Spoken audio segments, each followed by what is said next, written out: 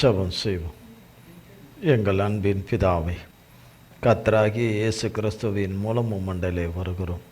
தந்தையாகிய பிதா, குமாரன், பரிசுத்த ஆவியானவரே, மூவராய் ஒன்றாயிருக்கிற எங்கள் தகப்பனாகிய இயேசு மகாராஜாவே, இந்த நாளிலே தந்தையே, நீங்கள் தந்த கிறிஸ்துவின் ஆவியானவராகிய பரிசுத்த ஆவியானவராகிய தகப்பன் எங்களோடு கூட இடைப்பட்டு எங்களோடு கூட பேசி வழிநடத்தி இந்த நாளுக்குரிய சத்தியத்தின் வார்த்தைகளை மன்னாவை எங்களுக்கு புசிக்கும்படியாய் எங்களுக்கு கிருபை செய்யும்படியாய் கிறிஸ்து இயேசுவின் நாமத்தினாலே ஆவியானவரே, பரிசுத்த ஆவியானவரே, சத்தியத்தின் ஆவியானவரே, எங்களை கண்டித்து உணர்த்தி சகல சத்தியத்துக்குள்ளும் எங்களை வழிநடத்துகிற தகப்பனே, நீர் வருவீராக வருவீராக வருவீராக.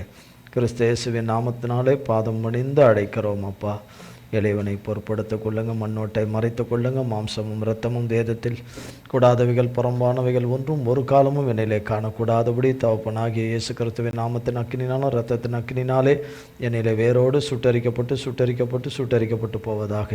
தகப்பனுடைய நாமமும் இரத்தமும் வார்த்தையும் வசனமும் மன்னிப்பும் கிருபையும் ஆண்டவரே, உம்முடைய அபிஷேகமும் கிருபா வரங்களும் உம்முடைய சாரமும் சத்துவமும் உம்முடைய பலனும் ஆண்டவரே, உம்முடைய நற்பண்புகளும் நற்குணமும் வல்லமையும் ஆண்டவரே, ஜெயமும் உம்முடைய வெளிச்சமும் உம்முடைய பிரசன்னமும் என்னையும் உம்முடைய பிள்ளைகளையும் லைவில் இணைந்திருக்கிற யாவரையும் ஆட்கொள்வதாக உமது கரத்திலே கொடுக்குறோம். பொறுப்படுத்திக் கொள்ளுங்க.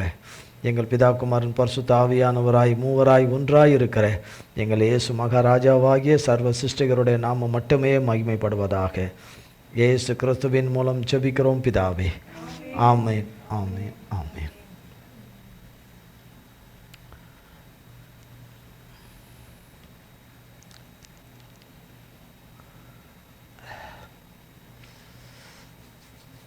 கர்த்தருடைய நாமத்திற்கு ஸ்தோத்திரம்.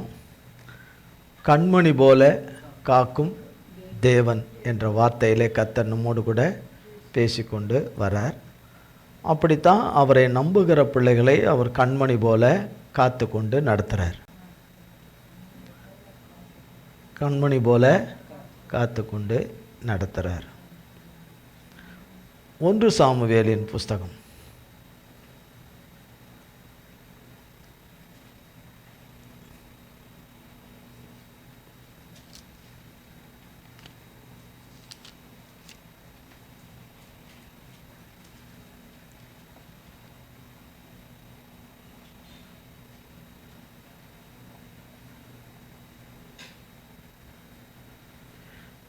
20ஆம் அதிகாரம் 27-33.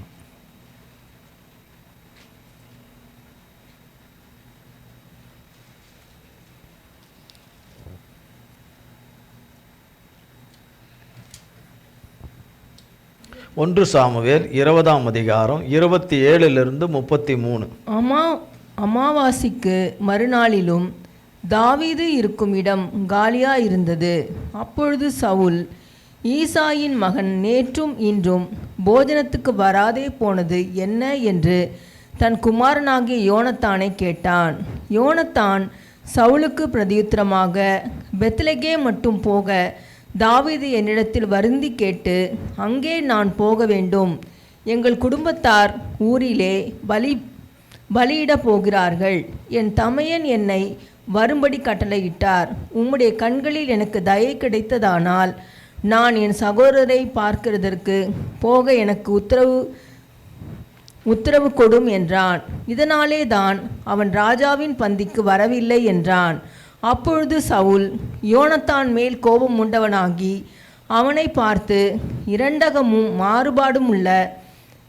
மாறுபாடுள்ளவனின் மகனே, நீ உனக்கு வெட்கமாகவும் உன் தாயின் மானத்திற்கு வெட்கமாகவும் ஈசாயின் மகனை தோழனாக தெரிந்து கொண்டிருக்கிறதை நான் அறியேனோ? ஈசாயின் மகன் பூமியின் மேல் உயிரோடு இருக்கும் நாள் வரையும் நீயானாலும் உன் ராஜ்யபாரமானாலும் நிலைப்படுவதில்லை. இப்போதே அவனை அழைப்பித்து என்னிடத்தில் கொண்டு வா, அவன் சாக வேண்டும் என்றான். யோனத்தான் தன் தகப்பனாகிய சவுலுக்கு பிரதியுத்தரமாக, அவன் ஏன் கொல்லப்பட வேண்டும்? அவன் என்ன செய்தான் என்றான். அப்பொழுது சவுல் அவனை குத்தி போட அவன் மேல் ஈட்டியை எறிந்தான். ஆகையால் தாவீதை கொன்று போட தன் தகப்பன் தீர்மானித்திருக்கிறான் என்பதை யோனத்தான் அறிந்து கொண்டு, கண்மணி போல காக்கும் தேவன். ஒருவேளை அநேக சம்பவங்கள் அவர் வாழ்க்கையில் நிறைய இருக்குது. ஒருவேளை இந்த சம்பவத்தின் மூலமாக ஒருவேளை வேத வசனத்தில் சங்கீதம் 41ஆம் அதிகாரத்தை எழுதியிருப்பாரோ, முதல்ல 2 வசனங்களை எழுதியிருப்பாரோ. அதில் நிறைய இருக்குது. அதில் 1-2 வசனங்களை அவர் எழுதியிருப்பாரோ. சிறுமைப்பட்டவன் மேல் சிந்தை உள்ளவன் பாக்கியவான், தீங்கு நாளில் கர்த்தர் அவனை விடுவிப்பார். அவனை எப்படி பாதுகாப்பாராம் கர்த்தராகிய தேவன்?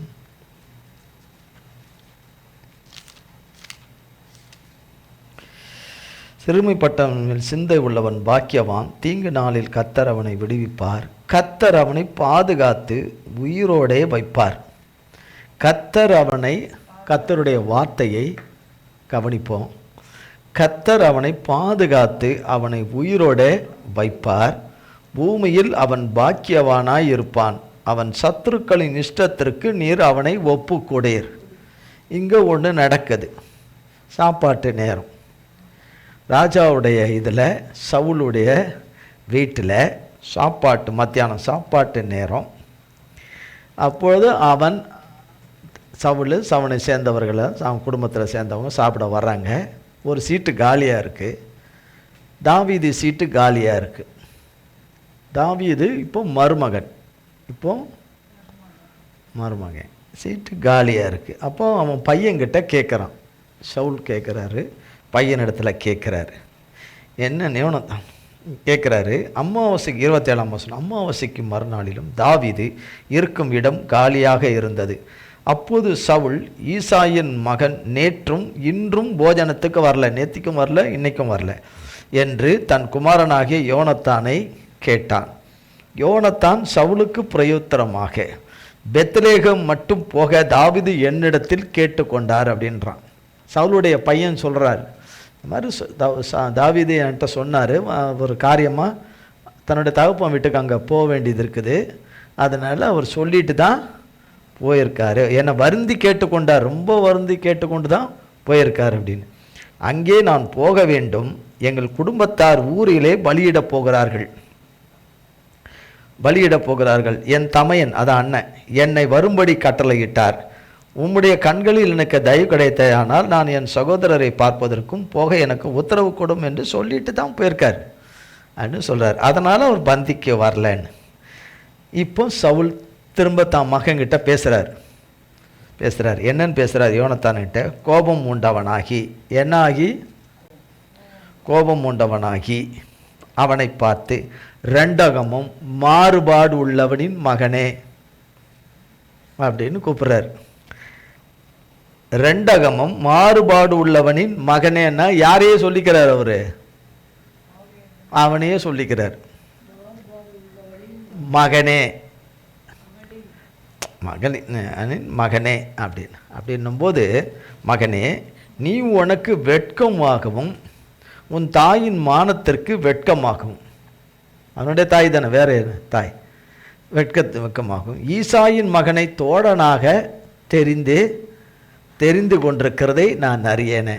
நீ மச்சானா இருந்தால் மச்சானா இருந்துட்டு போ, நீ தோழனா இருக்கிறியே, அவங்ககிட்ட ஃப்ரெண்டாக இருக்கிறியே, க்ளோஸ் ஃப்ரெண்டாக இருக்கிறியே, இதை எனக்கு தெரியாதா? எனக்கு மச்சனன் என்பதை காட்டிலும் அதுக்கு மேலான ஒரு நல்ல உறவில், பரிசுத்த உறவில் நீ இருக்கிற அப்படின்னு அவர் அப்படி பரிசுத்த உறவுன்னு சொல்ல, நான் உங்களுக்கு அப்படி சொல்கிறேன். பரிசுத்த உறவில் நீ இருக்கிற, நீ அவனுக்கு ரொம்ப, அவன் மேலே ரொம்ப பிரியமாக இருக்கிறத நான் அறியேனோ.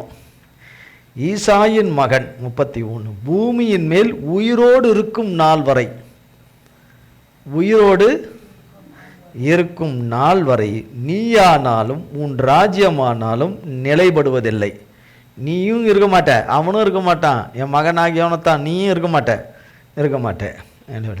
இப்போதே அவனை அழைப்பித்து வா, அவன் சாக வேண்டும். காலை சவுலை பவுலாய் மாற்றினதில் சொன்னார். கர்த்தருடைய வார்த்தையை அவர் கர்த்தருடைய நாமத்துக்கு மகிமையாக கர்த்தருடைய வார்த்தையை சொல்ல ஆரம்பித்தோன்னே அவரை என்ன செய்ய ஆரம்பித்தாங்க?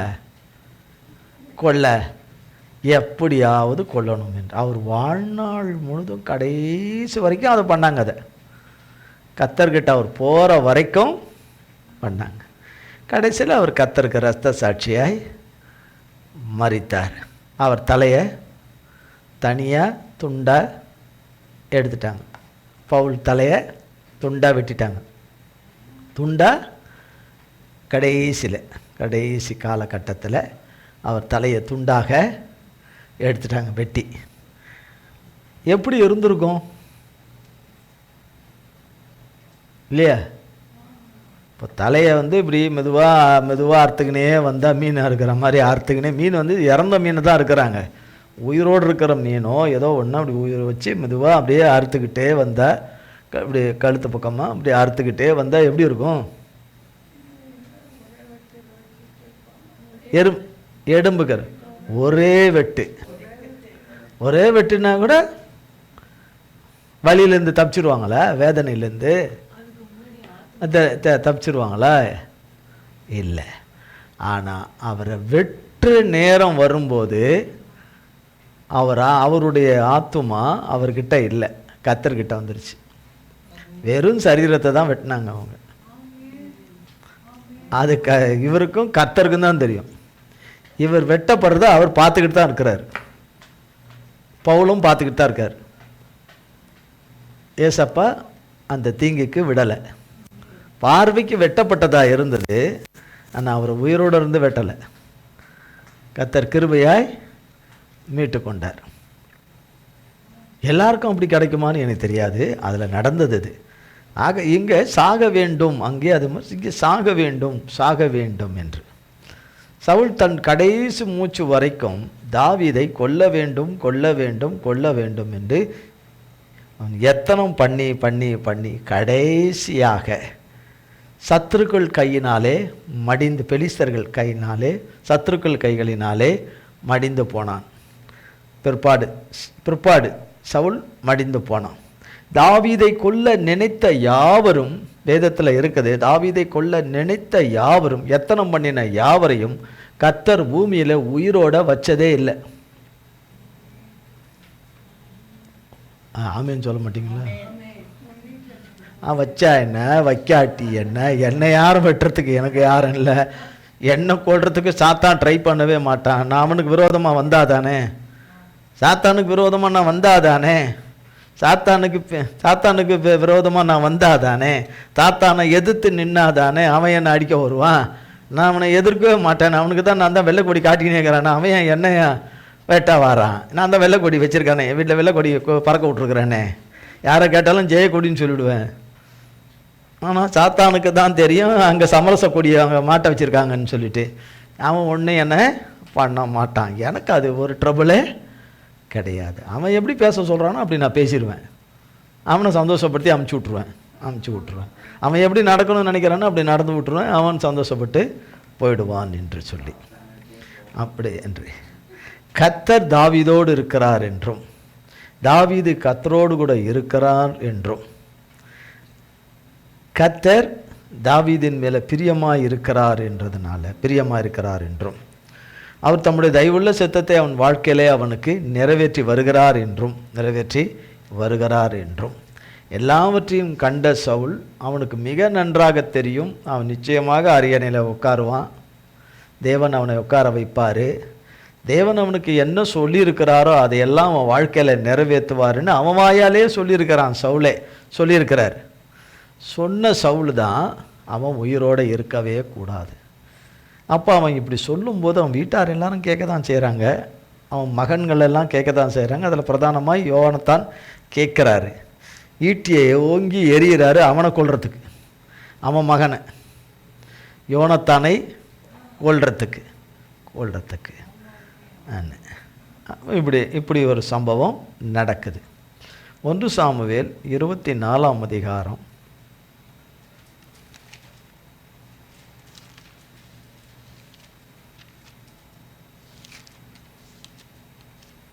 1 சாமுவேல் 24:1-2.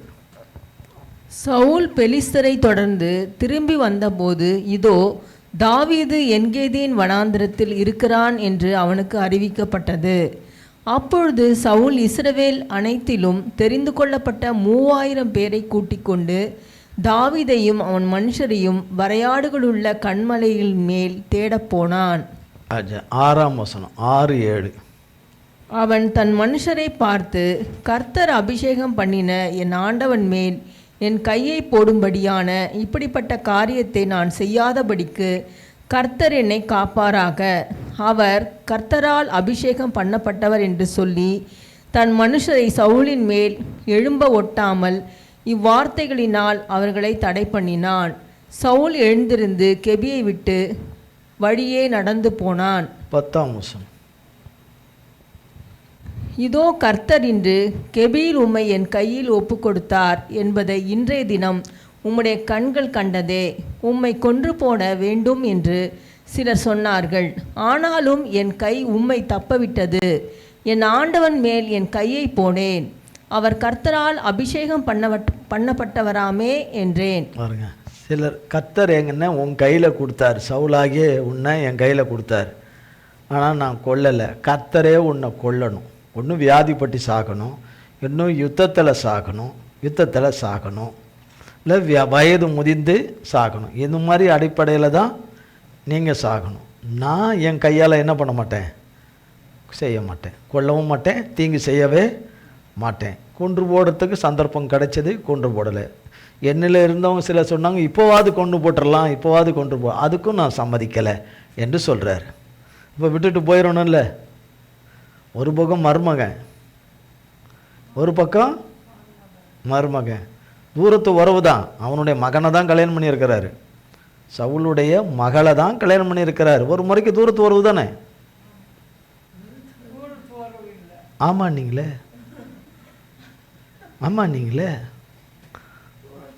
இதுக்கு மேலே என்ன உறவு வேணுமா? இதுக்கு மேலே என்ன வேணுமா? அப்போ 1 சாமுவேல் 25ஆம் அதிகாரம் 21-21ஆம் வசனம். தாவீது தன் ஜனங்களை நோக்கி, அவனுக்கு வனாந்திரத்தில் இருக்கிறதையெல்லாம் வீணாகவே காப்பாற்றினேன். அவனுக்கு உண்டானதிலெல்லாம் ஒன்றும் காணாமற் போனதில்லை. என்றாலும் நன்மைக்கு பதிலாக அவன் எனக்கு தீமை செய்தான். 29. உம்மை துன்பப்படுத்தவும் உம்முடைய பிராணனை வாங்க வகை தேடவும் ஒரு மனுஷன் எழும்பினாலும் என் ஆண்டவனுடைய ஆத்துமா உம்முடைய தேவனாகிய கர்த்தரின் ஆதரவில் இருக்கிற ஜீவனுள்ளோருடைய கட்டிலே கட்டப்பட்டிருக்கும். உம்முடைய சத்துருக்களின் ஆத்துமாக்களோ கவனில் வைத்து எரிந்தாற் போல எரியப்பட்டு போம். 32-33. அப்பொழுது தாவீது அபிகாயிலை நோக்கி, உன்னை இன்றைய தினம் என்னை சந்திக்க அனுப்பின இஸ்ரவேலின் தேவனாகிய கர்த்தருக்கு ஸ்தோத்திரம். நீ சொல்லிய யோசனை ஆசீர்வதிக்கப்படுவதாக. நான் இரத்தம் சிந்த வராதபடிக்கும் என் கையை பழிவாங்காதபடிக்கும் நீ இன்றைய தினம் எனக்கு தடை பண்ணினபடியினால் நீயும் ஆசீர்வதிக்கப்படுவாயாக. ஆமாம், இது நாபாலை குறித்து சொல்லப்பட்டது. உதவி செய்ய மாட்டேன், தாவீதுக்கும் தாவீதுடைய ஆட்களுக்கெல்லாம் நான் சாப்பாடெல்லாம் தரமாட்டேன், ஆடு மயிர் கத்திரிக்கிற நேரம். அப்போ ஏராளமான சமையலெல்லாம், ஆயிரக்கணக்கான ஆடுகள் அவருக்கு இருக்குது, எக்கச்சக்கமான ஆடுகள் இருக்குது. அது குறித்து 25ஆம் அதிகாரம் 2ஆம் வசனம் சொல்லுகிறது, மாகோனிலே ஒரு மனுஷன் இருந்தான், அவனுடைய தொழில்துறை கர்மேலில் இருந்தது. அந்த மனுஷன் மகாபாரி குடித்தனக்காரனாய் இருந்தான். அவனுக்கு 3000 ஆடும் 1000 வெள்ளாடும் இருந்தது. 3000 ஆடு, வெள்ளாடு 1000, 4000 ஆடு அவனுக்கு இருந்தது. இன்னும் வேறு என்னென்ன இருந்ததோ எல்லாமே அவனும் அவனுடைய மனைவி அபிகாயில். பிள்ளை கிடையாது அவன் சொல்லிட்டு. தாவீது அவங்களுக்கு நிறைய உதவிகளை செஞ்சுருக்கிறதுனால, அவங்க வேலைக்காரங்களுக்கு அவங்களுடைய ஆடு மாடுகளுக்கெல்லாம் பாதுகாத்து காப்பாற்றி கொடுத்துருக்கிறதுனால, அவங்கள கண்மணியாக காத்துக்கிட்டதுனால ஒரு தேவை வருது, சொல்லி அனுப்புகிறாரு, இந்த மாதிரி சாப்பாடு, ஆட்களுக்கு சாப்பாடு. ஏன்னா ஒரு நேரம் வருது, அவங்க மயிர் கத்திரிக்கிற நேரம், அது தொழிலில் அவங்க அதை கம்பளியாக செய்வாங்க, அது ஒரு பெரிய வியாபாரம். அதனால் அதுக்கு ஒரு விருந்து கொண்டாடுவாங்க. அதனால் சமையல் சாப்பாடெல்லாம் எக்கச்சக்கமாக செய்கிறாங்க. அதனால் கொடுத்து விட சொல்லி கேட்குறாரு. 10 வாலிபர்களை குதிரையில் அனுப்பி விட்றாரு. அவன் யார், ஈசாய் யார், இன்றைக்கி வந்தவன் நேற்று போனவன்லாம் யார், அவன் இவன் யார், இந்த மகன் யார், ஈசாய் மகன் யாருன்னு ரொம்ப கேவலமாக பேசி அனுப்பிச்சிடுறான். அவங்க வந்து சொல்கிறாங்க, தாவீதின் இடத்துல சொல்கிறாங்க. தாவீது எல்லாம் கேட்குறாரு, இனி அவனுடைய மந்தைகளெல்லாம் நம்ம காத்தது ரொம்ப தப்பு, பட்டயத்தை எல்லாரும் ஆளாளு கட்டிக்குங்க, 600 பேரும். 600 பேருக்கு எத்தனை ஆளுக்கு ஒரு பட்டயம்னா கூட எத்தனை பட்டயம்? 600 பட்டயம். அவனும் அவனை சேர்ந்ததும் அவனுக்கு உண்டானது ஒன்று கூட இருக்கக்கூடாது, எல்லாத்தையும் அழிச்சு போட்டுடலாம். அவன் ஊரில் ஒரு நாயில் ஒரு நீர் விடுறது கூட நாய் கூட இருக்கக்கூடாது, நாய் உள்பட எல்லாத்தையும் வெட்டி கொண்டு வரணும். விடிய காலத்துக்குள்ளே ஒரு உயிர் கூட அங்கே உயிரோடு இருக்கக்கூடாது, எல்லாரையும் கம்ப்ளீட்டாக காலி பண்ணிடணும்னு புறப்படுங்கன்னு ரெடி ஆகிட்டாங்க. ரெடியாகி புறப்பட்டு வராங்க. இது ரத்தனம் சுருக்கமாக சொல்கிறேன், ஏன்னா நம்ம போக வேண்டியது எஸ்தரின் புஸ்தகத்துக்கு போகணும். அப்போது அவனுடைய வேலைக்காரன் தன் எஜமானியின் இடத்துல சொல்லி, இந்த மாதிரி இவர் ரொம்ப இதுவாக பேசி, ரொம்ப திமிராக பேசி, ரொம்ப இது பண்ணி அமுச்சு விட்டுட்டாரு, தாவீதுடைய ஆட்களை அசிங்கம் பண்ணி அமுச்சு விட்டுட்டாரு. எப்படினாலும் அவங்க இங்கே இந்த இடத்துக்கு வருவாங்க, வந்து ஒருத்தர் கூட உயிரோடு இருக்க முடியாது, எல்லாரையும் கம்ப்ளீட்டாக போட்டு தள்ளிடுவாங்கன்னு சொல்லி சொல்கிறாங்க. உடனே அந்த அம்மா ஞானமாக யோசித்து டக்குன்னு முடிவு பண்ணி, எல்லா வேலைக்காரங்க கையிலெல்லாம் சாப்பிட்றதுக்கு ஒரு ஐட்டங்கள் எல்லாமே அமுச்சு விட்டு அந்த அம்மா பின்னாடி வர்றாங்க. இதில் நடக்குது, இந்த சம்பவங்களை நடக்குது. ஆனால் கர்த்தராகிய தேவன் தாவீது எடுத்த முடிவை, கோபத்தோடு எடுத்த அந்த முடிவை நிறைவேற்றாதபடி அபிகாயில் மூலமாக அதை தடுத்து, தேவன் தாவீதுக்கு வைத்திருக்கிறது வேற. தேவன் தாவீது கேட்டது சாப்பாடு, அவங்க சமையல் செஞ்சு வச்ச சாப்பாடு, அதிலிருந்து தானும் தன்னுடையவர்களுக்கு அது ஒரு நேரமோ 2 நேரம் வருமோ என்னவோ, ஒரு நேரம் வருமோ 2 நேரம் வருமோ எனக்கு தெரியாது, அது சாப்பிட்றத வச்சு சாப்பிட்டா. ஆனால் தாவீதுக்கு தேவன் வச்சிருக்கிறது வேற, இதை காட்டிலும் சிறந்தது, நல்லதை வச்சிருந்தார் தேவன்.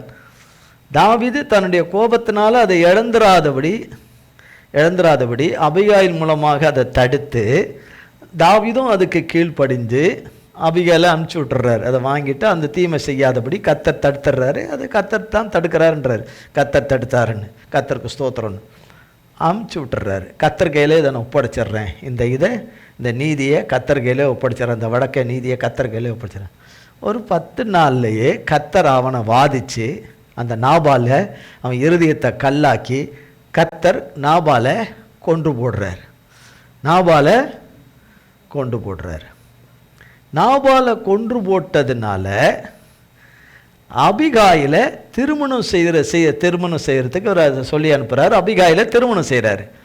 அந்த கர்மேலில் இருக்கிற அவனுடைய சொத்து 10 ஆடு மாடு வேலைக்காரன் மொத்தம் தாவீதுக்கு சொந்தம் 10 நாளில். அவசரப்பட்டிருந்தார்னா ஒரு வேளை சாப்பாடு 2 வேளை சாப்பாடு தான் கிடச்சிருக்கும் இவருக்கு. அநேக உயிர்கள் போயிட்டுருக்கும், அநேக உயிர்கள் ஆத்துமாக்கள் போயிட்டுருக்கும். இரத்தப்பழிக்கு ஆளாயிட்டு இருப்பார். அந்த இரத்தப்பழிக்கும் ஆளாகாமல் இருக்கவும் 2 வேளை சாப்பாடு இல்லை. அபிகாயில் மூலமாக அபிகாயிலுடைய சொத்து 10 எல்லாம் மொத்தமும் தாவீதுக்கு. தெரியுதா? இப்போ 10 நாள் வெயிட் பண்ணதுக்கு 3000 ஆடு, இந்த வெள்ளாடு ஒரு 1000, மொத்தம் 4000 இவருக்கு தான். யாருக்கு? தாவீதுக்கு தான். மொத்தமும் அவருடைய கர்மேலில் இருக்கிற அவருடைய மொத்த இதுவும் நாபாலுடைய மொத்த இதுவும் யாருக்கு வந்து சேர்ந்துருச்சு?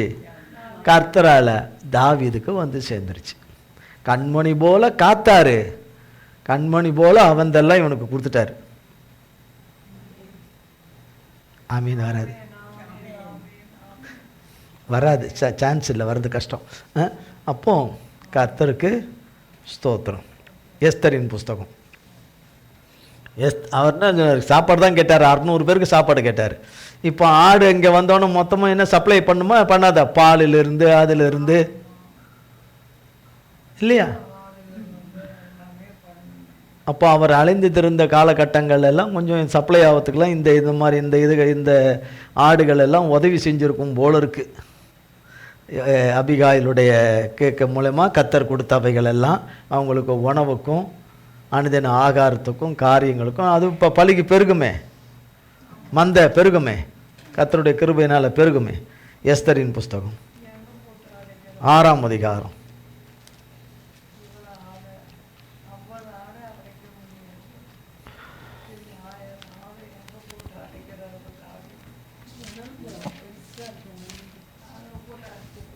கடந்த வாரம் பார்த்தோம் 5ஆம் அதிகாரத்தை பார்த்தோம், எஸ்தரின் புஸ்தகம்.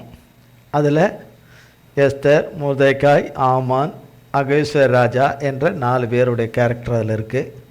இஸ்ரவேல் ஜனத்தை, யூத ஜனத்தை அழிக்க வேண்டும் என்று அவன் ராஜாவினுடைய முத்திர மோதிரத்தை போட்டு ஒரு மாதத்தையும் ஆதார் மாதம் 12 தேதியை குறித்து எல்லாம் குறித்து அனுப்பிச்சி வச்சுட்டான். எல்லா ஜனங்களுக்கும் போய் எல்லாம் கதறி அழுகுறாங்க. அப்புறம் எஸ்தர் ராஜாத்தின் இடத்துல சொல்கிறாரு. அப்புறம் அந்த அம்மா சொல்கிறாங்க, ஒரு 3 நாள் உபவாசம் எடுத்து அவங்களும் அவங்க தாதிமாரும் எடுத்தது கத்தர் பார்வையில் பிரதியாகவும் கத்தர் கொடுத்த ஆலோசனைப்படி எடுத்தாங்க.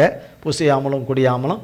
ராஜா பொருசைகள் நீட்டினதில் கண்களில் கத்தர் தயவு கிடைக்கும்படி செஞ்சிட்டார். எஸ்தர் ராஜாத்தியே இந்த நான் அவருடைய தேசம், அவர் 120 நாடுகளுக்கு அதிபதியாக இருக்கார். அந்த 120 நாட்டில் 60 நாட்டை கூட தரேன்றார் ராணிக்கு. இந்த உனக்கு ராஜ்யத்தில் உனக்கு பாதி கூட உனக்கு வேணும்னா கூட நான் தந்துடுறேன்றார். 60 தான் நல்ல சான்ஸ், எழுதி கொடுங்க ராஜா, நான் வீட்டுக்கு உள்ள ரூமுக்கு போகிறேன், நீங்கள் எழுதி அனுப்பிச்சி விடுங்கன்னு சொல்லிட்டு போயிருக்கலாம் அந்த அம்மா. அது சொல்லலை. 60 நாடு கொடுக்குறேன்னா நான் சும்மாவா? இல்லை, ராஜ்யத்துக்கு உனக்கு கொடு, வேறு என்ன வேணும் உனக்குன்னு கேட்குறாங்க. அதெல்லாம் ஒன்றும் வேணாம் ராஜா, நான் விருந்து ஒன்று ஏற்பாடு பண்ணியிருக்கிறேன், உங்கள் கண்களில் எனக்கு தயவு கிடைக்கணும், உங்கள் கூட இருக்கிறாரு இந்த இவர் வரணும், இந்த ஆமான்னு வரணும் அப்படின்னு, வேறு யாரும் இல்லை, நீங்கள் தான் வரணும் அப்படின்னு. திருப்பி அந்த மாதிரி ஒரு தடவை பண்ணிவிட்டு 2ஆவது ட்ரிப்பும் விருந்துக்கு திருப்பவும் இது பண்ணி இப்படி பண்ணும்போது ஆமானுக்கு இன்னும் அதிகமாக வர்றான். வழியில் மறுபடியும் வர்றான், அரண்மனையில் வர்றான். மொர்தெகாயை பார்க்குறான். இன்னும் உன்னை நான் பார்த்துக்கிட்டே இருக்கிறேன், உனக்கு நாளை குறிச்சிட்டேன், தேதியை குறிச்சிட்டேன், உனக்கும் உன் ஜனத்துக்கும் எனத்துக்கெல்லாம் தேதியை குறிச்சிட்டேன், கொஞ்ச நாள் தான் அப்படின்னு சொல்லிட்டு அவனை முறைச்சிட்டு அவன் மூர்க்க வெறியாக திரும்ப போகிறான். இந்த மொர்தெகாய் என் கண்ணில் இருக்கிற வரைக்கும் என்னால் இருக்க முடியாதுன்னு. பிறகு தன் மனைவியின் இடத்துல மறுபடியும் சொல்கிறான், இவன் ஒத்தான் தான் எனக்கு ஒரு இதாக இருக்குது இதுன்னு.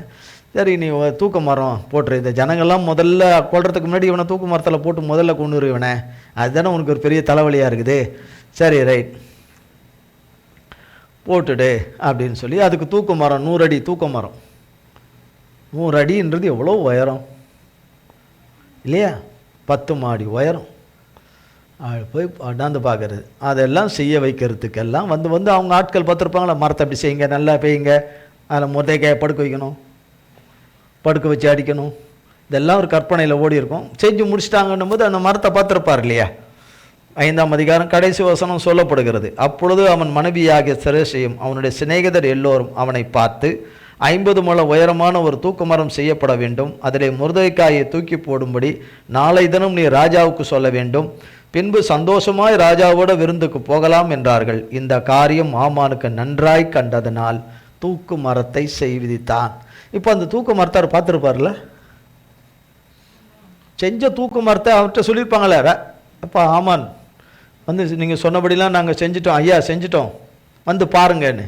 இப்போ அதை பார்த்துருப்பார்ல, படுக்க வச்சுருப்பாங்களா நிற்க வச்சுருப்பாங்களா நமக்கு தெரியாது. நிற்க வச்சுருந்தா அப்படி பார்த்துருப்பார், இல்லை படுக்க வச்சுருந்தாலும் பார்த்துருப்பார். ஆக 2 வகையில் பார்த்துருப்பார். அது செஞ்ச மரத்தை பார்த்துருக்க மாட்டாரா? அவர் மரத்தை தான் பார்த்தாரு, மரத்தில் அவர் படுத்திருக்கிறத பார்க்கல. நிற்க வச்ச மரத்தை பார்த்துருந்தார்னா அதில் இவர் தொங்குறத அவர் பார்க்கல. அதில் இவர் தொங்குறத யார் பார்க்கறா? கர்த்தர் பார்க்குறார். அவனோட சேர்ந்தவங்களாம் அந்த மரத்தை பார்க்குறாங்க. அந்த மரத்தில் வெறும் மரமாக தான் தெரியுது அவங்க எல்லா பார்வைக்கும். செஞ்சவரும் ஆர்டர் போட்டவரும் அதுக்கு எல்லாம் பண்ணவங்களும் செஞ்சவங்களும் கொண்டவங்களும் இந்த வேலையை செஞ்சு முடித்தவங்களும் சிறப்பாக இருக்குது, நேர்த்தியாக இருக்குது, இது மொர்தெகாய்க்காக செஞ்சுருக்குதுன்னு பார்த்தவங்க எல்லாம் அந்த வெறும் மரத்தை தான் பார்த்தாங்க. அவங்க இருதயத்துக்குள்ளே இதில் மொர்தெகாய் இதில் போட போகிறோன்னு நினச்சிக்கிட்டாங்க, அதை தான் பார்த்தாங்க. ஆனால் கர்த்தர் பார்த்தாரு, அதில் யார் தொங்குறதா? ஆமானு. சாத்தானுக்கு தெரியும் ஆமான தான் அதில் தொங்க போட போகிறாங்கன்னு. காப்பாற்றினானா கண்மணியா? நீ என்னை இவ்வளோ நாள் நம்பினியே, நான் சொல்கிறதெல்லாம் நீ செஞ்சியே, நான் பண்ணுறதுக்கெல்லாம் நீ தோப்பக்கரணம் போட்டியே, சந்தில் புந்தில் எங்கே பார்த்தாலும் அது என்னை பார்த்துட்டேன்னா உட்காந்து எந்திரிக்கிறியே, தோப்பக்கரணம் போடுறியே, தோப்பக்கரணம் போடுறியே, எங்கே என்ன பார்த்தாலும் சுற்றி வரியே, சுற்றி வரியே, இவ்வளோ சுற்றி வந்தியே, சுற்றி கன்னத்தில் படக்கு படக்குன்னு அடிச்சுக்கிறிய, எப்போ பார்த்தாலும், எந்த இடத்துல பார்த்தாலும், எந்த திசையில் பார்த்தாலும், எந்த மூளை முடுக்கல எங்கே பார்த்தாலும் உன்னை கன்னத்தில் பட்டு பட்டு பட்டுன்னு அடிச்சுக்கிறிய. உன்னை நான் எவ்வளோ நேசிக்கிறேன், உன்னை நான் விட்டுருவேனா அந்த மரத்தில் தொங்குறதுக்கு அப்படின்னு சொன்னானா? சொல்லவே இல்லை. யாருக்குமே சொல்ல மாட்டான், யாருக்குமே சொல்ல மாட்டான், சொல்லவே மாட்டான்.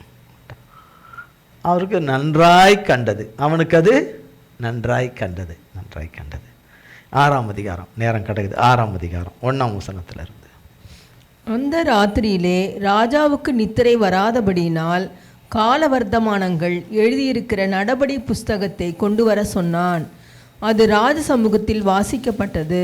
அப்பொழுது வாசற் காவலாளரில் ராஜாவின் 2 பிரதானிகளாகிய பிக்னாவும் தேரேசும் ராஜாவாகிய ஆகாஸ்வேருவின் மேல் கை போட பார்த்த செய்தியை மொர்தெகாய் அறிவித்தான் என்று எழுதியிருக்கிறது வாசிக்கப்பட்டது. அப்பொழுது ராஜா, இதற்காக மொர்தெகாய்க்கு கனமும் மேன்மையும் செய்யப்பட்டதா என்று கேட்டான். அதற்கு ராஜாவை சேவிக்கிற ஊழியக்காரர், அவனுக்கு ஒன்றும் செய்யப்படவில்லை என்று சொன்னார்கள். ஆமான் தான் செய்த தூக்கு மரத்திலே மொர்தெகாயை தூக்கி போட வேண்டும் என்று ராஜாவிடத்தில் பேசும்படி ராஜ அரண்மனையின் வெளிமுற்றத்திலே வந்திருந்தான். அப்பொழுது ராஜா, முற்றத்தில் இருக்கிறது யார் என்று கேட்டான். ராஜாவின் ஊழியக்காரர் அவனை நோக்கி, இதோ ஆமான் முற்றத்திலே நிற்கிறான் என்றார்கள். ராஜா, அவன் உள்ளே வரட்டும் என்றான். இதில் இருமா அடுத்த வசனம் அப்போ பாருங்கள், 5ஆம் அதிகாரத்தில் 14ஆம் வசனத்தில் நான் உங்களுக்கு வாசித்தேன். அதில் அவனுடைய மனைவி சிரேஷ்டியும் உன் சிநேகிதர்கள் எல்லாரும் அவனை பார்த்து இந்த மரத்தை செய்ய எல்லாம் பண்ணு, நீ விருந்துக்கு போகிறதுக்கு முன்னாடி, ராணி கூப்பிட்டுருக்கிற ராஜாவோடு விருந்துக்கு போகிறதுக்கு முந்தின நாள் அதாவது நாளைய தினம் நீ ராஜாவுக்கு சொல்லணும், போய் மொர்தெகாயை தூக்கில் போடணும்னு ராஜா கிட்ட போய் சொல்லணும். இதெல்லாம் சொல்லி ஏற்பாடு பண்ணிட்ட பிறகு தான் எங்கே போகணும், நீ விருந்துக்கு போகணும். அப்போ இன்னும் விருந்து டாப்பாக இருக்கும். இன்னும் விருந்து எப்படி இருக்கும்? அவங்க ராணி நல்லா செஞ்சுருப்பாங்க, உனக்கு ரெட்டி சந்தோஷத்துக்கு மேலே சந்தோஷத்தில் இருப்ப. ராஜா கிட்டேயும் பர்மிஷன் வாங்கி வந்துட்டேன், என்னென்னு வாங்கி வந்துடுவேன், என்னென்னு மொர்தெகாயை தூக்கில் போடுற பர்மிஷன் வாங்கி வந்துடுவேன். வாங்கி வந்துட்டு நீ போயிட்டு அதுக்கப்புறம் வந்து நீ மொர்தெகாயை தூக்க போட்டுடலாம், இதை தூக்கு மரத்தில் போட்டுடலாம். நீ நாளை தினம் போகணும். இவங்க எல்லாரையும் பார்க்குறவரும் இவங்க பேசுகிறதெல்லாம் கேட்டுக்கிட்டு ஒருத்தர் இருந்தார்ல, யார்? கர்த்தர் தான். கண்மணி போல காக்கிற தேவன். இந்த ராஜாவுக்கு தெரியல, அகேஸ்வர் ராஜாவுக்கு தெரியல. அவன் உயிரை காப்பாற்றினவர் மொர்தெகாய். ராஜாவுடைய ஜீவனை காப்பாற்றினவர் மொர்தெகாய். அப்படி ஒரு சம்பவம் அந்த அரண்மனையில் நடந்திருக்குது. 2 பேர் அவனை கொல்ல வந்திருக்காங்க மறைமுகமாக. அதை மொர்தெகாய் கண்டு அவங்கள பிடிச்சு அவங்கள கொடுத்துட்டார். அது குறித்து ராஜ புஸ்தகத்தில், அவங்களுடைய ராஜாங்கத்தினுடைய புஸ்தகத்தில் எழுதப்பட்டிருக்கிறது. மொர்தெகாய் செய்த இந்த நல்ல செயல், இந்த நல்ல காரியம் செய்திருக்குது. அதுக்கு மரியாதை, கனம் எல்லாம் கொடுக்கணும். ராஜாவோட உயிரை காப்பாற்றியிருக்கார் இல்லையா, ராஜாவுடைய உயிரை காப்பாற்றிருக்கார். அப்போ அந்த தேசத்துடைய ஒரு பெரிய விருதை கொடுக்கணும், அவருக்கு நிறைய பரிசுகளை கொடுக்கணும், நிறைய கனம் பண்ணணும், அவருக்கு நிறைய செய்யணும். அதெல்லாம் அந்த நேரத்தில் எதுவுமே செய்யப்படலை, மறைக்கப்பட்டு போயிருச்சு, வரலை. ஆனால் தேவன் அதை மறக்கலை. ராஜாதி ராஜா அதை, ஏசு மகா ராஜா அதை தவப்பன் மறக்கலை. அதை ஒரு நாளில் அதை வெளியே கொண்டு வந்து அதை பயன்படுத்தணும்னு வச்சிருந்தார். எப்பவும் குடிக்கிறவர் தான் அகேஸ்வர் ராஜா, குடிச்சிட்டு படுக்கிறவர் தான். அவருக்கு அன்னைக்கு ஒரு பாட்டிலும் வேலை செய்யலை. அன்னைக்கு நைட் அவருக்கு ஒரு பாட்டில் கூட வேலை செய்யலை. அப்படின்னா தூக்கம் வரல. என்ன வரல? ஏசப்பா தூக்கம் வராதபடி பிடிச்சிட்டாரு. தூக்கம் வராமல் பிடிக்காமலேயே நிறைய பேருக்கு தூக்கம் வரல இல்லையா? ஏசப்பா தூக்கம் கொடுக்காமலேயே நிறைய பேருக்கு தூக்க மாத்திரை போட்ட மாதிரி இருக்கு. 2 விதத்துலையும் இருக்குது. அப்போ நல்லா யோசித்து பாருங்க, தூக்கத்தை இவருக்கு என்ன செய்யலை கர்த்தர். இவர் என்ன ட்ரை பண்ணாலும் அவருக்கு தூக்கமே வரலை. அடுத்தது அவருக்குள்ள ஒரு எண்ணத்தையும் கொடுத்துட்றாரு. ராஜாவுக்கு தூக்கம் வரலைன்னா கூட வேறு என்டர்டைன்மெண்ட்டில் மனசை செலுத்தலாம், வேறு விதங்களில் செலுத்தலாம். அப்படி செலுத்தலை கர்த்தர் கொடுக்காம அந்த நாளாகமம் புஸ்தகத்தை எடுத்துட்டு வா, கால வர்த்தமமான அந்த புஸ்தகத்தை எடுத்துட்டு வா, ராஜாங்கத்தில் நடந்த காரியங்கள் அதை படிப்பான் ஒருத்தன். அதை ராஜா கேட்பார், அந்த எண்ணத்தை கொடுத்துட்டாரு அதை படிக்க சொல்லி. அப்போ இவ்வளோ நாளாக படிக்காமல் இருந்திருக்கிறார், இதை படிக்கிறதுக்காக படிக்காமலே இருந்திருக்கிறார். அவர் படிக்கிற நேரத்தில் தான் ராஜாவுக்கு விரோதமாக 2 பேர் ராஜாவை கொல்ல வந்ததை மொர்தெகாய் பிடிச்சி ராஜ சமூகத்தில் பிடிச்சு கொடுத்தான்னு இருக்குது. உடனே ராஜா அதை கேட்டுட்டு, இவ்வளோ பெரிய காரியத்தை மொர்தெகாய் எனக்காக செய்திருக்கிறானே, மொர்தெகாய்க்கு நீங்கள் என்ன பண்ணீங்க அப்படின்னு கேட்குறாரு. ஒன்றுமே பண்ணலைன்றாங்க. ஒன்றும் பண்ணலைன்னா அது சரியே கிடையாது. அப்போ உடனே பண்ணணும் அப்படின்ற அந்த சம்பாஷணை நடந்துக்கிட்டு இருக்குது. உள்ள வராரு ஆமான், அரண்மனைக்குள்ள ராஜாவோட இருக்கிற இடத்துக்கு வராரு. அப்போ யார் வெளியில் இருக்கிறது யாருன்னு கேட்குறாரு, ராஜா கேட்குறாரு. ஆமான் வந்திருக்கிறாரு. ஆமான். அப்போ இந்த சந்தர்ப்பம், சூழ்நிலை, இந்த காரியம் எல்லாமே ஒருமிக்க ஒன்னாய் கூடி வர செய்தது யாரு? கர்த்தர். அவங்க தீங்குக்காக கூடி வர செஞ்சாங்க. இந்த நாளை சத்ருக்களும் இந்த நாளை குறித்து இந்த நாளை ராஜா கிட்ட கேட்டு பர்மிஷன் வாங்கணும்னு அவங்க போட்டாங்க ஒரு திட்டத்தை. ஆனால் தேவன் அதுக்கு மேலே ஒரு திட்டத்தை வச்சு, அவங்க போட்ட திட்டத்திலேயே அவங்கள சிக்க வைக்கிறது இல்லாமல் அவங்க ரொம்ப ஆசைப்பட்ட விருப்பத்தையும் அவங்க விருப்பத்தையும் நிறைவேற்றி கொடுத்தாரு. ஆளை தான் மாற்றிட்டாரு. அவர் ஆமானுடைய மனைவி விருப்பத்தையும் நிறைவேற்றி கொடுத்தாரு. அவர் ஃப்ரெண்ட்ஸுங்க விருப்பத்தையும் நிறைவேற்றி கொடுத்தாரு. அவங்க எல்லாருடைய விருப்பத்தையும் நிறைவேற்றி கொடுத்தாரு. ஆள் தான் மாற்றம். என்ன முன்னுக்கிறீங்க? ஆள் தான் மாற்றம். என்ன ஆண்டவர் பிள்ளை அதில் இல்லை, சாத்தான் பையனாகிய ஆமான அதில் தொங்க விட்டுட்டாரு. அவ்வளோதான் வித்தியாசம். அவங்க ஆசைப்பட்ட மரம் அவங்களை கரைச்சிருச்சு. அவங்க ஆசைப்பட்டபடியே செஞ்சு கொடுத்துட்டாங்க மரத்தை. அவங்க ஆசைப்பட்ட நாள்லேயே அது நடக்கணும்னு ஆசைப்பட்ட நாள்லேயே நடக்கும்படி செஞ்சிட்டாரு. ஒரே ஒரு வித்தியாசம் யாரு? மொர்தெகாய் அதில் கிடையாது, தேவ பிள்ளை அதில் கிடையாது, ஆமான அதில் வச்சுட்டார். அவ்வளோதான் வித்தியாசம். மற்றபடி அவங்க ஆசையெல்லாம் நிறைவேற்றி கொடுத்துட்டாரு. அவங்க ஆசை எல்லாத்தையும் என்ன செஞ்சுட்டாரு? நிறைவேற்றும்படி. அப்போ ராஜா அங்கே நிற்கிறது யார், அங்கே நிற்பது யார் என்று கேட்டுட்டு அப்போ கேட்குறார். ரைட், என்னன்னு கேட்குறாரு? முற்றத்தில் நிற்கிறான் என்றார். 6ஆம் வசனம். ஆமான் உள்ளே வந்தபோது ராஜா அவனை நோக்கி, ராஜா கனம் பண்ண விரும்புகிற மனுஷனுக்கு என்ன செய்யப்பட வேண்டும் என்று கேட்டான். இங்க பார்த்தீங்கன்னா ராஜா கனம் பண்ணப்பட வேண்டும். ராஜா கனம் பண்ண விரும்புகிற மனுஷனுக்கு, ராஜா கனம் பண்ண விரும்புகிற மனுஷனுக்கு, அந்த மனுஷன் யாருன்னு சொல்லலை. ராஜா ஃபஸ்ட்டு யாருக்காக சொல்ல வராரு, இது எவருக்காக சொல்ல வராரு, எந்த மனுஷனுக்கு இது செய்யணுங்கிற விவரத்தை சொல்லலை. யாருக்குன்னே சொல்லாமலே பேசுகிறாரு ராஜா. அங்கேயும் தேவன் ஞானத்தை கொடுத்து அந்த ராஜாவுக்கு பேச வைக்கிறார். அகேச ராஜாவை பேச வைக்கிறார். ராஜா கனம் பண்ண விரும்புகிற மனுஷனுக்கு என்ன செய்யப்பட வேண்டும் என்று கேட்டான். ஏன்னா ஆமானுடைய புத்தி, எண்ணம், அவனுடைய நினைவு, அவனுடைய இருதயம், அவனுடைய இது எதனால் நிறைஞ்சிருக்குதுன்னு ஆண்டவருக்கு தெரியும். அவன் உள்ளம், அவன் இருதயம் எதனால் தன்னை மேன்மைப்படுத்தி கொண்டு போகிற அவன் ராஜாவுக்கு அடுத்த ஸ்தானத்துக்கு கீழே இருக்கிறான், ராஜாவுக்கு கீழே இருக்கிறான். இனி ராஜாவை தூக்கி தள்ளிட்டு ராஜ்யத்தை பிடிக்கணும், அவ்வளோதான். அந்த ஸ்டேஜில் இருக்கிறான் அவன். அப்படி இருக்கிறவன் தன்னை மேலே உயர்வாக எண்ணி இருக்கிறவன் கண்டிப்பாக அப்படி உயர்வாக தான் எண்ணுவான்னு அறிஞ்சதுனால தான் இந்த வார்த்தையை அகேஸ்வர் வாயில் போட்டு கேட்க வச்சாரு. அதுக்கு அவன் பதில் சொல்கிறான். கண்ணம் முன்வர் தன் வாசிமா 6ஆம் வசனத்தில். அதற்கு ஆமான், என்னையன்று யாரை ராஜா கனம் பண்ண விரும்புவார் என்று தன் மனதிலே நினைத்து ராஜாவை நோக்கி, ராஜா கனம் பண்ண விரும்புகிற மனுஷனுக்கு செய்ய வேண்டியது என்னவென்றால், ராஜா உடுத்தி கொள்ளுகிற ராஜ வஸ்திரமும் ராஜா ஏறுகிற குதிரையும் அவர் சிரசிலே தரிக்கப்படும் ராஜ முடியும் கொண்டு வரப்பட வேண்டும். அந்த வஸ்திரமும் குதிரையும் ராஜாவுடைய பிரதான பிரபுக்களில் ஒருவனுடைய கையிலே கொடுக்கப்பட வேண்டும். ராஜா கனம் பண்ண விரும்புகிற மனுஷனை அலங்கரித்த பின் அவனை குதிரையின் மேல் ஏற்றி நகர வீதியில் உலாவும்படி செய்து, ராஜா கனம் பண்ண விரும்புகிற மனுஷனுக்கு இப்படியே செய்யப்படும் என்று அவனுக்கு முன்பாக கூறப்பட வேண்டும் என்றான். அப்பொழுது ராஜா ஆமானை நோக்கி, சீக்கிரமாய் நீ சொன்னபடி வஸ்திரத்தையும் குதிரையையும் கொண்டு போய் ராஜ அரண்மனையின் வாசலில் உட்கார்ந்திருக்கிற யூதனாகிய மொர்தெகாய்க்கு அந்த பிரகாரம் செய். நீ சொன்ன எல்லாவற்றிலும் ஒன்றும் தவறாதபடி பார் என்றான்.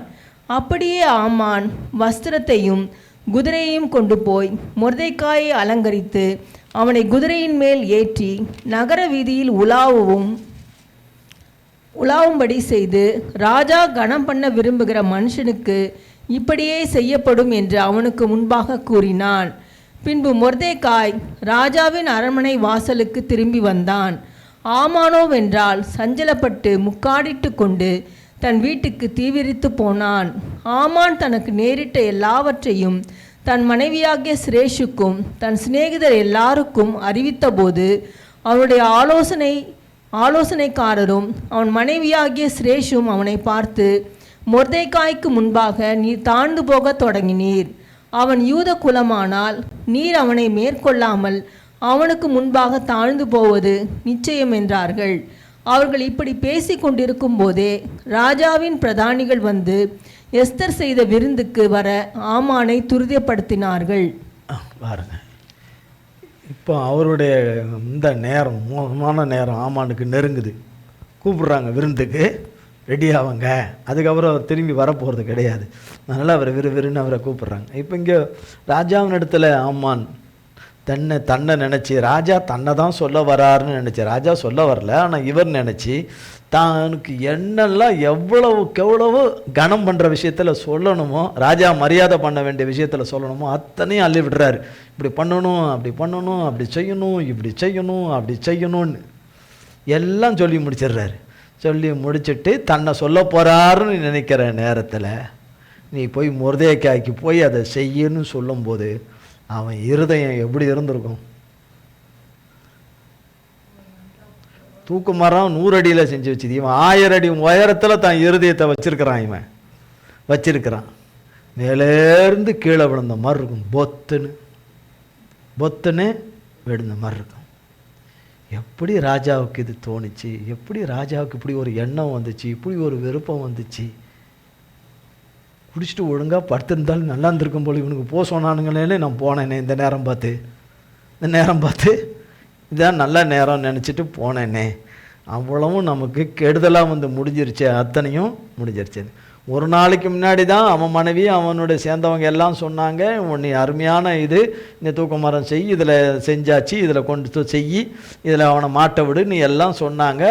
நீ உனக்கு அவ்வளவு இது அப்படி அவனை வாழ்த்தினாங்க, அவனை அப்படி வைத்து பேசுனாங்க. அதுக்கு அடுத்த நாளே அவனை சொல்லிட்டாங்க, நீ அவன் முன்னாடி தாழ்ந்து போவது நிச்சயம், அவன் முன்னாடி நீ ஒன்றும் இல்லாமல் போகிறது நிச்சயம்னு அடுத்த நாளே பேசுகிறாங்க. அவனுடைய கொலைபாதகத்துக்கு எல்லாவற்றுக்கும் அவன் யூதனாகிய மொர்தெகாய்க்கு, தேவனுடைய பிள்ளைகளுடைய கொலைபாதகத்துக்கும் அவர்களுக்கு தீமை செய்கிற விஷயத்தில் அவன் மனைவி அவனை சேர்ந்த எத்தனை பேர் இருந்தார்களோ அத்தனை பேரையும் கணக்கில் வச்சுட்டார் கர்த்தர். அத்தனை பேரையும் கணக்கில் வச்சுட்டாரு. கூட துணை போனவன், வந்தவன், ஆமாம் போட்டவன், கொண்டவன், எல்லாம் பண்ணவன், அதை நினச்சி சந்தோஷப்பட்டவன், வெளியில் சந்தோஷத்தை காட்டாமல் உள்ளே சந்தோஷப்பட்டவன், எல்லாரையும் கணக்கில் லிஸ்ட்டில் எடுத்து வச்சுக்கிட்டு இருக்காரு. அடுத்தது என்ன பண்ணுவார்? ஏன்னா இவங்க அடுத்தது விருந்துக்கு போகணும். ஆனால் இங்கே கர்த்தர் மொர்தெகாயை கனப்படுத்திட்டார். மொர்தெகாய் அதை எதிர்பார்க்கலை. மொர்தெகாய் இங்கே துக்க வஸ்திரம் தரித்தவராய் வேதனையில் இருக்கிறார். சத்துருக்கள் செய்த அந்த காரியங்கள் முற்றிலுமாக அழியணும், டோட்டலாக அழியணும். ஜனங்க கர்த்தருடைய ஜனங்க முழுமையாய் மீட்கப்படணும், விடுவிக்கப்படணும், ரட்சிக்கப்படணும். கர்த்தர் செய்த மகத்துவமான நாள் தான் அவருக்கு சந்தோஷமான நாள். அது எவ்வளோ இருதயபூர்வமாக அவர் எடுத்துக்கிட்டார் தெரில, இந்த கணத்தை எடுத்துக்கிட்டாருன்னு தெரில. ஆனால் கர்த்தர் அவருக்கு கொடுக்க வேண்டிய அந்த கனத்தையும் அந்த இதுகளை எல்லாம் அந்த நன்மையெல்லாம் கர்த்தர் அவருக்கு செய்தார். செய்து கண்மணியாய் காத்துக்கிட்டார். கண்மணியாய் காத்துக்கிட்டார். இப்போ அவங்க விருந்துக்கு போகிறதுக்கு எல்லாம் ரெடியாகி போயிட்டுருக்குறாங்க. அவங்க விருந்துக்கு போனதில் என்ன நடந்தது, விருந்துக்கு பிறகு என்ன நடந்தது என்பதை நம்ம அடுத்த வாரம் பார்ப்போம். அவங்க விருந்துக்கு போயிட்டாங்க. நம்ம போல விருந்துக்கு அவங்க போயிட்டாங்க. கர்த்தருக்கு ஸ்தோத்திரம்.